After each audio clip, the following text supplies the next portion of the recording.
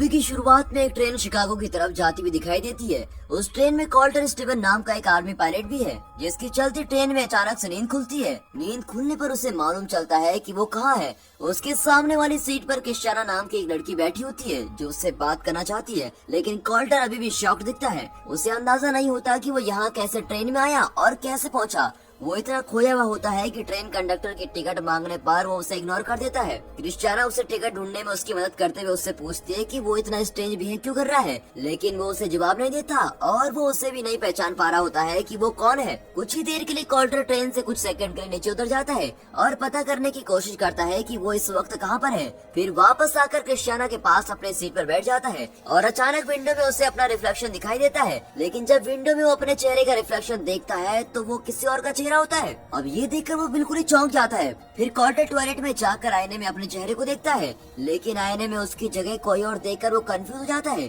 तभी वो अपने जेब से वॉलेट निकालकर अपनी आईडी से अपने फेस को मैच करने की कोशिश करता है, लेकिन फोटो और मिरर में दो अलग अलग लोग दिखते हैं। क्रिस्टियाना टॉयलेट की बाहर उसका वेट कर रही होती है। वो उसे जानने की कोशिश करता है कि सीन फेंटेस आखिर कौन है। तभी ट्रेन में एक जोरों का बॉम्ब ब्लास्ट होता है। अब अगले सीन में कॉल्टर की नींद फिर खुलती हुई दिखाई देती है। अब की बार वो अपने आप को एक नई जगह पर पाता है। तभी उसे फिर से एक महिला की आवाज सुनाई पड़ती है। वो उसे बता रही होती है कि वो इस वक्त कहाँ पर है और उसे कुछ क्वेश्चन पूछती है, लेकिन कॉल्टर उसका जवाब नहीं देता। वो अभी भी कंफ्यूज है कि वो कहाँ है और क्यों है। तभी कॉल्टर को सामने मॉनिटर पर एक महिला दिखाई पड़ती है, जो उसे लगातार इंस्ट्रक्शन दे रही होती है। कॉल्टर उससे पूछता है कि वो कौन है। वो उसको बताती है कि वो उसकी मेमोरी को रिबिल्ड करने का प्रोसीजर कर रहे हैं। फिर उसे वो सामने मॉनिटर पे ताश के पत्ते दिखाकर कुछ एक्सरसाइज करवाना चाहती है, लेकिन कॉल्टर अपनी सीट से उतर जाना चाहता है, लेकिन मॉनिटर पर महिला लगातार उसे इंस्ट्रक्ट करते हुए एक्सरसाइज करवाना जारी रखती है। तभी मॉनिटर पर कुछ देर के लिए डॉक्टर रुटलेज कुछ करते हुए दिखाई देते हैं। तभी कॉल्टर अपने फादर से बात करने की इच्छा बताता है,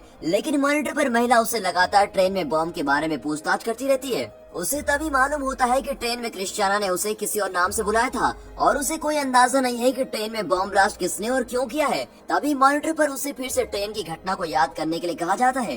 कॉल्टर दिमाग पर काफी जोर डालते हुए ट्रेन के सारे इंसिडेंट को याद करने की कोशिश करता है। अब रिवाइंड में वो जाकर याद करता है तो वो पाता है कि ट्रेन में वो क्रिस्टियाना के पास बैठा था। वो उससे बात कर रही है। वो उसे बता रही है कि वो उसे काफी देर से नोटिस कर रही है। तभी एक महिला सामने से उसके शू पर कोल्ड ड्रिंक गिरा देती है। कॉल्टर क्रिस्टियाना को बताता है कि ये तो वही ट्रेन है, पर कितनी अलग है। तभी वो अपनी वॉच में रियल टाइम एडजस्ट करता है ताकि सारे इंसिडेंट्स रियल टाइम में रियलिस्टिक दिखाई दें। फिर वो काफी उत्तेजना और जोश से भरा दिखाई पड़ता है। वो ट्रेन में बॉम्बर का पता लगाना चाहता है। तभी एक को पैसेंजर ट्रेन की डिलेड होने की बात करता है, तो वो कूदकर अपनी सीट से उसकी सीट पर जाकर पहुंचता है। को पैसेंजर कॉल्टर के इस रवैये से घबरा जाता है। तभी क्रिस्टियाना उसे बताती है कि कॉल्टर एक कॉमेडियन है और उसे ऐसे मजाक करने की आदत है। फिर कॉल्टर वहाँ से उठकर ट्रेन में बॉम्ब की तलाश में ढूंढता फिरता दिखता है। तभी उसे एक स्टूडेंट ट्रेन से उतरकर किसी को वॉलेट लौटाते हुए दिखाई देता है। कॉल्टर फिर से दिमाग पर जोर डालकर सोचता है कि ट्रेन में ब्लास्ट किस तरह हुआ था। तभी उसे कुछ याद आता है और वो ट्रेन की टॉयलेट की तरफ पहुंचता है। उसकी नजर टॉयलेट के ऊपर वेंटिलेशन की तरफ जाती है। वो उसे खोलकर देखता है और एटलीस्ट उसे बॉम्ब वहाँ दिख जाता है।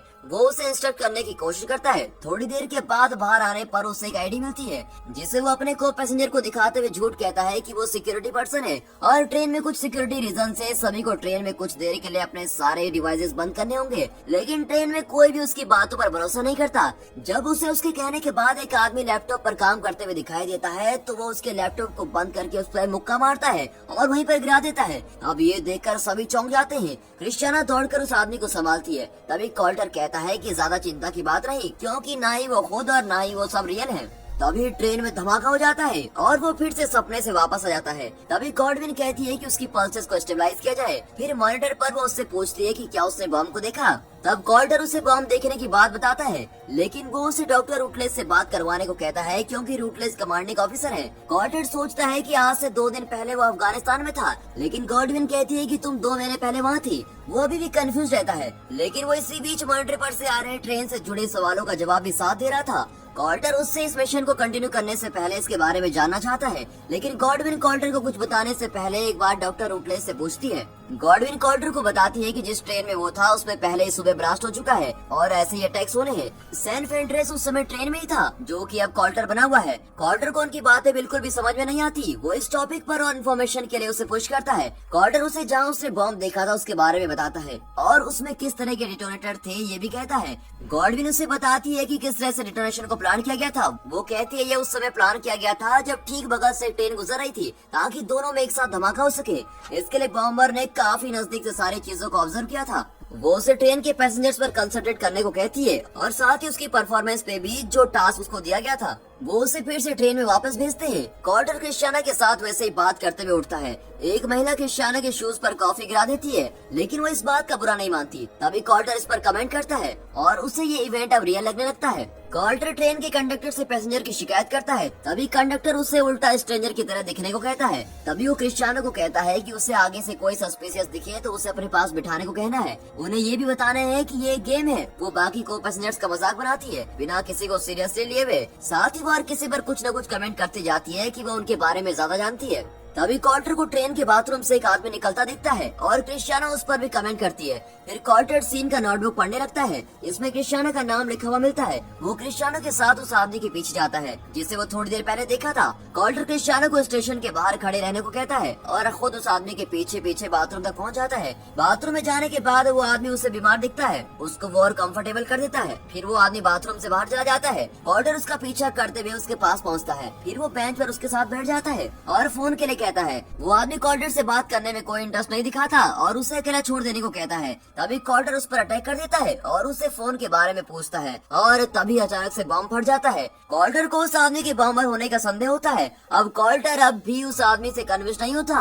वो आदमी कॉल्टर को रेलवे ट्रैक पर धकेल देता है और तभी अचानक से ट्रेन आती है और कॉल्टर खत्म। उसकी नींद फिर से एक नई जगह पर खुलती है। उस जगह काफी ठंड होती है। गुडविन के साथ काम करने वाला एक आदमी उसे इस घटना के बारे में बताता है। तभी वो गुडविन के साथ डॉक्टर रूटलेज के पास पहुंचते हैं। वो बताते हैं कि आज तक किसी के साथ ऐसी घटना अब तक नहीं हुई है। वो उन्हें कॉल्टर को लगातार सिग्नल भेजने रहने को कहता है और उस पर नजर रखने को भी। उसी बीच कॉल्टर को टूल किट मिलती है और टूल किट की मदद से वो पावर सप्लाई ऑन करता है। उससे मॉनिटर पर कुछ आवाजें सुनाई देती है। उधर कंप्यूटर पर गॉडविन की जगह रूटलेज दिखाई पड़ता है और कॉल्टर गॉडविन द्वारा भेजे गए पैसेज को देखता है और उसे कॉल करने की कोशिश करता है। डॉक्टर रूटलेज उससे बातचीत में बताता है कि उन्होंने एक चीज इन्वेंटेड की है जिसके अंदर वो है। अभी वो एक मिशन पर है। उधर कॉल्टर ट्रेन की पैसेंजर की जान बचाने की बात करता है। तभी गॉडविन उसे समझाती है कि ट्रेन में पैसेंजर्स की जान बचाना हमारा मिशन नहीं है। कॉल्टर अपने सर्वाइव के बारे में पूछता है तो रूटलेज उसे बताता है कि वो सिर्फ सोर्स कोड में सर्वाइव कर सकता है। कॉल्टर को उनकी ये बात बिल्कुल भी समझ नहीं आती और वो इसका मतलब उससे पूछता है।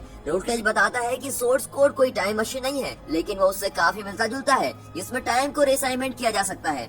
वो उससे घटना की जगह पर जा सकता है और उससे पैरेलल रियलिटी के तौर पर रिपोर्ट कर सकता है सैन फेंड्रेस की नजरों से जिससे उसको लिंक किया गया है। कॉल्टर गॉडविन को बताता है कि वो किसी की जान बचाना चाहता है। वो उसका नाम पूछती है और ऑनलाइन उसे ढूंढती है। तभी वो कॉल्टर को बताती है कि उस सुबह क्रिस्टियाना की भी मौत ट्रेन में हो गई थी। उसे अभी भी इन घटनाओं के बारे में कुछ ठीक से समझ नहीं आता लेकिन वो कॉल्टर को फिर से ट्रेन में भेजने के लिए राजी हो जाते हैं क्योंकि शिकागो के सेंटर में दूसरे अटैक होने की संभावना होती है। उन्हें इस बात का अंदाजा होता है कि इस बार बॉम्बर ने गंदी तरीके से पूरे शहर को तबाह करने का प्लान बनाया है। आर्मी चाहती है कि अगर वो ट्रेन के बॉम्बर का पता लगा ले तो इससे शहर में होने वाले ब्लास्ट को रोका जा सकता है। कॉल्टर के जाने से पहले गॉडविन उसे ट्रेन में हैंडगन की बात कहती है और उसे इस मिशन के लिए हर फोर्स के लिए जिसकी जरूरत है ऑथराइज करती है। कॉल्टर की नींद फिर से ट्रेन में खुलती है। उसे क्रिस्टियानो को देखकर इस बार निराशा होती है। वो उससे थोड़ी बहुत बात करता है और धीरे धीरे उसके प्रेम में पड़ जाता है। कॉल्टर एक मिशन पर है जिसे उसे पूरा करना है। तभी वो ट्रेन में गन को ढूंढने निकल जाता है जिसकी होने की जानकारी गॉडविन ने उसको दी थी और वो गन उसको मिल जाती है लेकिन वो अचानक से ट्रेन के कंडक्टर के हाथों गन के साथ पकड़ा जाता है। तभी वो कंडक्टर पर गन तान देता है लेकिन उसी वक्त दूसरा कंडक्टर उसके सर के पीछे से वार करता है। कॉल्टर को जब होश आता है तब उसके सामने क्रिस्टियाना दिखती है और उसकी खबर लेती है। उसे समझ नहीं आता कि वो उसे क्या बताए। साथ ही उसका टाइम धीरे धीरे गुजरता जा रहा है। तभी वो क्रिस्टियानो से पूछता है अगर उसके पास जीने के लिए सिर्फ 1 मिनट हो तो उस 1 मिनट में वो क्या करना चाहेगी। फिर कॉल्टर ही उसको बता देता है कि वो अपने आखिरी टाइम में अपने पापा को कॉल करके सॉरी कहना चाहेगा। क्रिस्टियानो उसे सब कुछ ठीक होने की बात करती है। तभी ट्रेन में धमाका हो जाता है। कॉल्टर के इस बार किसी नई जगह नींद खुलने के पहले उसे क्रिस्टियानो को लेकर अजीब से सपने आते हैं। आगे वो गॉडविन को बताता है कि गन को ढूंढना बेस्ट आइडिया नहीं था। वो उसके डैड से बात करना चाहता है। वो उससे बात करवाने की बात कहती है। कॉल्टर उस प्रोसेस के बारे में और जानना चाहता है क्योंकि उसे इस प्रोसेस के बारे में कोई अंदाजा नहीं होता। वो थोड़ा हटकर उसे दिखाती है कि उसे कहाँ रखा गया है और कहती है कि सोर्स कोड के बारे में ज्यादा बताने की मनाही है। गॉडविन और अधिक अपना टाइम खराब नहीं करना चाहती और उसे कहती है कि वो इस मिशन में अच्छा कर रहा है और उसे फिर से ट्रेन में और इन्फॉर्मेशन के लिए वापस भेज देती है। कॉल्टर फिर से ट्रेन में आ जाता है। वो याद करके मिलिट्री बैच ड्रॉ करने की कोशिश करता है जिसे गॉडविन ने दिखाया था। तभी वहाँ क्रिस्टियानो आ जाती है। कॉल्टर उसे अपने एक फ्रेंड की बात करता है जो अफगानिस्तान में कहीं खो गया है। वो उसे उसका नाम बताकर ढूंढने को कहता है। तभी अचानक एक आदमी को फोन पर बात करता देख वो चौकन्ना हो जाता है। वो उसके पास जाकर उसकी बैग की तलाशी लेना शुरू कर देता है। फिर वो नोटिस करता है कि एक महिला के पास आर्मी मेडिकल सेंटर का बैग है जिससे वो बात करने ऊपर पहुंचता है। वो उसके बैग में ड्रा बैच की लेटर के बारे में पूछता है। वो उसे बताती है कि ए का मतलब एयरफोर्स और एन का मतलब नेलिस है। कॉल्टर उस महिला से उसका फोन लेकर नेलिस एयरफोर्स बेस में फोन लगाता है। वो डॉक्टर रूटलेज के बारे में पूछता है और उन्हें अपनी जानकारी देते हुए कहता है कि उन तक मैसेज पहुंचा दिया जाए कि कैप्टन कॉल्टर स्टीवंस उनसे बात करना चाहते हैं। क्रिस्टियानो उसे ढूंढती हुई मिलती है और उससे बताती है कि जिस अफगानिस्तान के फ्रेंड की उसे तलाश थी वो किसी एक्शन में 2 महीने पहले मर गया था।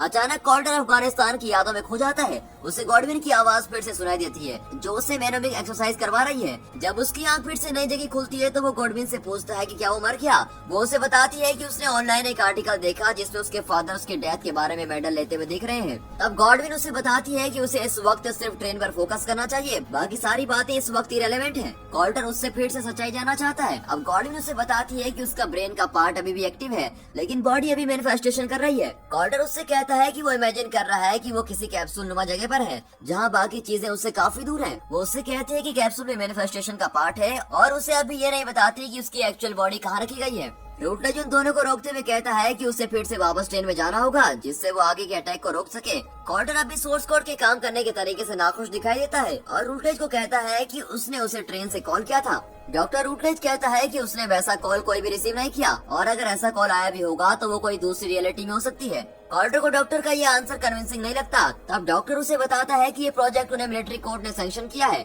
आगे वो उससे ये बात कहता है कि इस टास्क के लिए काफी दूसरे सोल्जर के पास भी अपॉर्चुनिटी थी क्योंकि वो अपनी कंट्री को बचाने के लिए अपनी जान भी लगा सकते हैं लेकिन उसके लिए सिर्फ उसे चुना गया है। कॉल्टर उसकी बात को काटते हुए कहता है कि किसी एक भी सोल्जर की सर्विस में जान जाना उतने ही मायने रखती है जितने कई सोल्जर की जान के बराबर।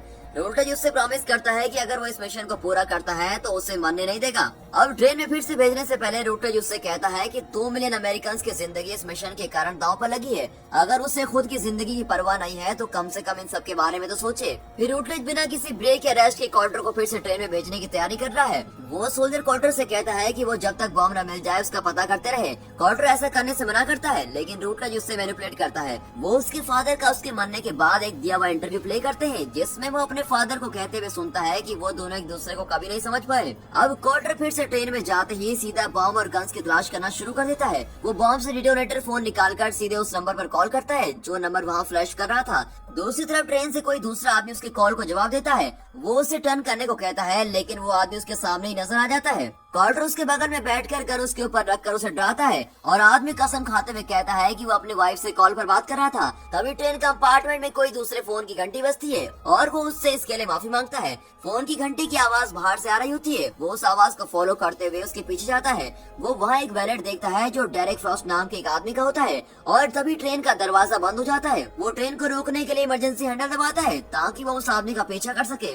कॉल्टर उस आदमी को एक व्हाइट वैन में जाते हुए देखता है और उसका पीछा करने लग जाता है। वो डेरेक को फोन दिखाता है लेकिन वो जताता है कि उसे इसके बारे में कुछ भी नहीं पता। कॉल्टर को पता चल जाता है कि दूसरा बॉम्ब वैन के अंदर ही है। वो बॉम्ब का इन्फेक्शन करता है और उसे नेक्स्ट टारगेट के बारे में पूछता है। तभी उसे कैथरीन आते हुए दिखती है। इस बीच डेरेक उन दोनों पर गोली चला देता है और गोली लगने के बाद कॉल्टर अब भी जिंदा है। फिर डेरेक उसे बताता है कि आखिर उसने ऐसा किया क्यों। वो अपने एक्सप्लेनेशन में कॉल्टर को बताता है कि पूरी दुनिया नरक बन चुकी है इसीलिए इसे फिर से रिबिल्ड करने की जरूरत है। इसीलिए दुनिया को रिबिल्ड करने के लिए तबाह करना जरूरी है। डेरेक उन दोनों को वहीं छोड़कर वैन लेकर चला जाता है और तभी ट्रेन में धमाका होता हुआ दिखाई देता है। कॉल्टर फिर से कैप्सूल के अंदर है। अब उससे इमेजेस पहले से काफी क्लियर दिखाई दे रही होती हैं। वापस आते ही वो सबसे पहले गॉडविन और रूटलेज को बॉम्बर और वैन के बारे में बताता है है वो उन्हें बताता है कि दूसरा बॉम्ब रेडियो एक्टिव है। रूटलेज और गॉडविन उसे इस मिशन के लिए कांग्रेचुलेट करते हैं और उसे इस मिशन की पूरी होने की जानकारी देते हैं। उन्हें अलविदा कहने से पहले कार्टर कहता है कि मुझे एक बार दोबारा उस ट्रेन में भेज दीजिए और लोगों की जान बचाने के लिए कहता है। इसी बीच दिखाते हैं कि डेरेक फ्रॉस्ट को आर्मी बॉम्ब ब्लास्ट से पहले अरेस्ट कर लेती है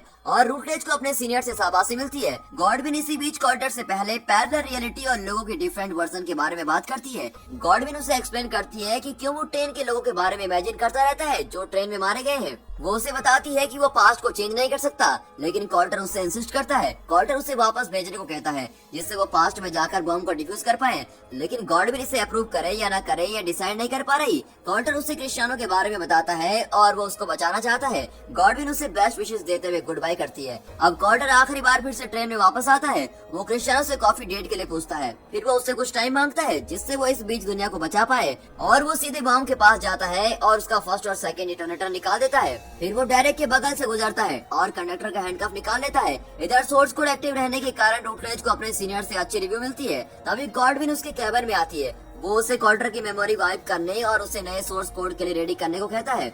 वही ट्रेन में कार्टर डेरेक को ट्रेन से उतरने नहीं देता और उसे वहीं बांध देता है। वो उसे फोन दिखाता है और पुलिस को बुलाकर उसके और वैन के अंदर के रेडियो एक्टिव बॉम्ब के बारे में सारी जानकारी देता है। कार्टर उसका फोन लेकर उसे वहीं छोड़कर चला जाता है। वो उसके फोन से गॉडविन को ईमेल भेजता है, फिर अपने डैड को कॉल लगाता है और कार्टर उन्हें फोन पर बताता है कि वो उसके बेटे का फ्रेंड है और वो मरने से पहले उन्हें सॉरी कहना चाहता था। इसी बीच गॉडविन वहाँ जाती है जहाँ चेम्बर में कार्टर का बॉडी रखा हुआ है। वो चैम्बर को खोलकर कार्टर की बॉडी देखती है। उधर कार्टर के फादर फोन पर बताते हैं कि वो काश अपने बेटे को बता पाते कि वो उससे कितना प्यार करते हैं। वो उन्हें बताता है कि उसे पता है। कार्टर फिर क्रिश्चियानो के पास पहुंचते हैं। रूटलेज को फोन आता है कि गॉडविन कार्टर के साथ है। वो बाकी एमपी को कार्टर के चैम्बर में तुरंत बुला देता है और डोर अनलॉक करने की कोशिश करता है। उधर गॉडविन कार्टर के 8 मिनट पूरा होने का वेट कर रही होती है और ट्रेन में कार्टर क्रिश्चियानो से पूछता है कि अगर उसके पास जीने के लिए 1 मिनट से भी कम का समय हो तो वो क्या करेगी। वो उससे उन सेकंड को कैसे काउंट करेगी बताना शुरू करती है कि कार्टर उसे किस करता है। इधर गॉडविन उसकी लाइफ सपोर्ट को ऑफ कर देती है और जब तक एमपी वहाँ पहुँचते हैं कार्टर की डेड बॉडी वहाँ दिखती है।